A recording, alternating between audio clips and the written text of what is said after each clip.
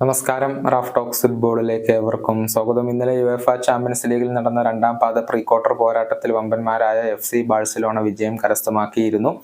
Italian കരുത്തരായ നാപ്പോളിയെ 1-3 ഗോളുകൾക്കാണ് FC Barcelona പരാജയപ്പെടുത്തിയിട്ടുള്ളത്.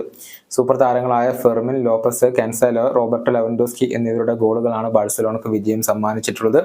ഇതോടുകൂടി ഇരു പാദങ്ങളിലുമായി 2-4 ഗോളുകൾക്ക് നാപ്പോളിയെ കീഴടക്കിയ FC ബാഴ്സലോണ 4 വർഷങ്ങൾക്ക് ശേഷം UCL ക്വാർട്ടർ ഫൈനലിൽ പ്രവേശിക്കുകയും ചെയ്തിട്ടുണ്ട്.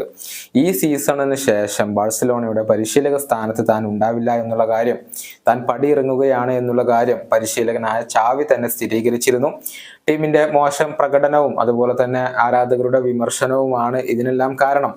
ഈ വിജയത്തിന് പിന്നാലെ ചില പ്രതികരണങ്ങൾ ഇക്കാര്യത്തിൽ ചാവി ഇപ്പോൾ നടത്തിയിട്ടുണ്ട്. അതായത് ആളുകൾ തന്നെ വിശ്വസിച്ചില്ലെന്നും തനിക്കും ക്ലബിനും ലഭിച്ചത് അനാവശ്യമായ വിമർശനങ്ങളാണ് എന്നുമാണ് ചാവി ഇപ്പോൾ പറഞ്ഞിട്ടുള്ളത്.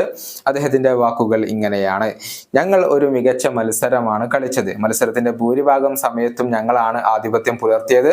ഞാൻ വളരെയധികം അഭിമാനം കൊള്ളുന്നു. ക്ലബ്ബ് വിടുന്ന കാര്യം ഞാൻ നേരത്തെ പ്രഖ്യാപിച്ചതാണ്. അതിനുശേഷം താരങ്ങളോട് ഒന്ന് ഉയർന്നു വരാൻ ഞാൻ ആവശ്യപ്പെട്ടിരുന്നു. ഇപ്പോൾ ഞാനിത് ശരിക്കും ആസ്വദിക്കുന്നുണ്ട്. ആളുകൾ എന്നെ വിശ്വസിച്ചിരുന്നില്ല. ലോക്കർ റൂമിന്റെ നിയന്ത്രണം എനിക്ക് നഷ്ടപ്പെടുകയാണെന്ന് പലരും പറഞ്ഞു. അനാവശ്യമായ വിമർശനങ്ങളാണ് ഞങ്ങൾക്ക് ലഭിച്ചത്.